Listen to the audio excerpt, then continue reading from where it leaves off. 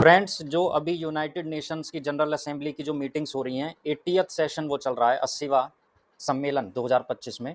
और इसमें जो सबकी निगाहें थी वो डोनाल्ड ट्रंप की स्पीच पर ही थी, जो कि बड़ी फायरी और इंसेंडियरी स्पीच हम उसे कहेंगे। बहुतों के लिए वो बड़ी भड़काऊ थी, और जो बोले जाते हैं कि वोक्स हैं उनके लिए तो वो बड़ी एकदम सिरदर्द मचा देने वाली स्पीच थी। उन्होंने पहली शुरुआत की यूनाइटेड नेशन से ही, और हर बार की तरह उन्होंने यूनाइटेड नेशंस को जम के लताड़ा। उन्होंने कहा कि जब मैं यहाँ आया तो मुझे बड़े बुरे एस्केलेटर्स मिले जो बीच में ही बंद हो गए। वो तो मैं और मेरी जो वाइफ हैं, first lady of America Melania Trump, हम दोनों बहुत अच्छी गुड शेप में हैं, बहुत स्वस्थ हैं, इसलिए हम उन सीढ़ियों को चढ़ गए, वरना तो कोई और होता तो गिरता वहीं से ही। फिर उन्होंने टेलीप्रॉम्प्टर को बड़ा बुरा बताया कि ये जो बीच में टेलीप्रॉम्प्टर रुक गया, तो ये यूनाइटेड नेशंस में आके तो मुझे ये सब देखना पड़ा है। फिर उन्होंने दुनिया के किसी भी कंट्री को नहीं बख्शा, सबको उन्होंने एक तरफ से लताड़ना चालू किया। शुरुआत उन्होंने यूरोप से की और कहा कि यूरोप में ऐसे इलीगल एलियंस आ गए हैं माइग्रेंट्स के रूप में, जिनको यूरोप रोक नहीं रहा है। यूरोप अभी बड़ा खुश हो रहा है, लेकिन ये जो इलीगल एलियंस हैं, ये यूरोप के कल्चर को और उसकी यूनिकनेस को, उसकी डाइवर्सिटी को खाते जा रहे हैं, ख़त्म करते जा रहे हैं। और धीरे धीरे यूरोपियन कंट्रीज़ र्यूइन होते जा रहे हैं, बर्बाद होते जा रहे हैं, और वो गिरना चालू हो जाएंगे।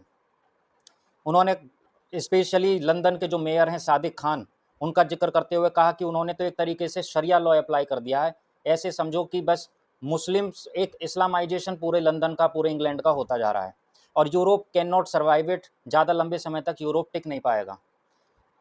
फिर उन्होंने चाइना और इंडिया को फिर से उन्होंने खींचा।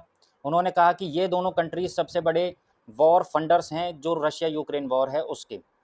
फिर उन्होंने बताया कि जो नेटो है, मुझे पता चला कि 2 हफ्ते पहले कि नेटो भी, जो नेटो कंट्रीज़ हैं यूरोप के, वो खुद बहुत ज़्यादा एनर्जी और गैस ले रहे हैं रशिया से। अपने ऊपर ही वो इस वॉर को लादे हुए हैं। अगर वो रशिया के खिलाफ स्ट्रिक्ट एक्शंस लेना चाहते हैं, तो पहले तो उन्हें अपनी जो एनर्जी नीड्स जो रशिया से परचेज़ कर रहे हैं, वो बंद करनी पड़ेंगी। रशिया का वॉर वो खुद ही अपने ऊपर इम्पोज़ कर रहे हैं, रशियन एनर्जी को परचेज़ करके। फिर उन्होंने क्रेडिट वही अपना लिया कि मैंने 7 युद्ध रोके हैं और मुझे नोबेल पीस प्राइज़ अभी तक नहीं मिला। जो मैंने 7 वॉर्स रोके हैं, उसमें उन्होंने जिक्र दिया कि कंबोडिया और थाईलैंड का युद्ध है, कोसोवो और सर्बिया का युद्ध है, कॉन्गो और रवांडा जो अफ्रीका की कंट्रीज़ हैं, पाकिस्तान और इंडिया, इसमें इंडिया मान नहीं रहा है अभी तक, जो सबसे बड़ा सिरदर्द बना हुआ है ट्रंप के लिए, इज़राइल और ईरान का युद्ध, इजिप्ट और इथियोपिया का युद्ध, और अर्मेनिया और अज़रबैजान का युद्ध। अर्मेनिया और अज़रबैजान का युद्ध भी ऐसे ही समझो, डिस्प्यूट उनका ऐसा है कि वो कभी भी एकदम से इरप्ट हो जाता है। तो वो कह रहे हैं कि मैंने 7 युद्ध रुकवा दिए हैं और अब तो नोबेल प्राइज़ मिल ही जाना चाहिए। फ्रांस के जो राष्ट्रपति हैं इमैनुअल मैक्रों, वो कह रहे हैं कि हमास वाला युद्ध और रुकवा दो और फिर ले लो नोबेल प्राइज़।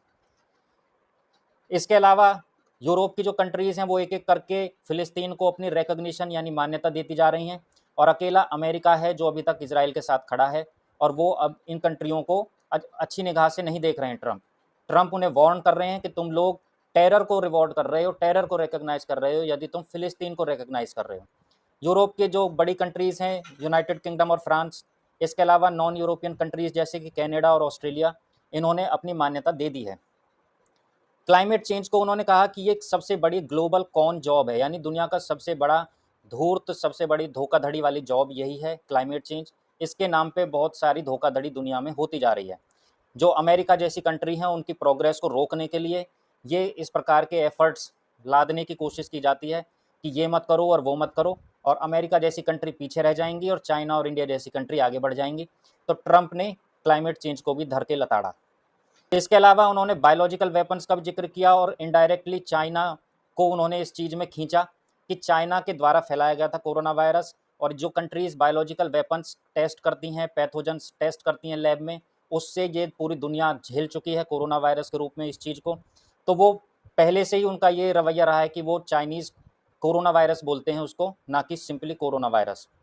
तो ये सब उनका जो पूरी स्पीच थी, उसका लबो-लुबाब था। बड़ी ही फायरी स्पीच थी, बहुतों के लिए बड़ी ही प्रोवोकेटिव स्पीच थी। यूनाइटेड नेशंस की इस असेंबली में इस बार भारतीय प्रधानमंत्री नरेंद्र मोदी नहीं गए हैं। उनके स्थान पर एक्सटर्नल अफेयर्स मिनिस्टर हमारे एस जयशंकर पहुंचे हैं। प्रधानमंत्री मोदी का जाना बनता भी नहीं था। जितना ट्रंप उनसे नाराज़ चल रहे हैं, अमेरिका में जाने का मतलब है कि ट्रंप उनके लिए कुछ भी बोल सकते हैं, और इससे भारत की छवि को बहुत नुकसान हो सकता है। देखते हैं भारत इसमें अपना क्या रोल अदा कर सकता है। धन्यवाद।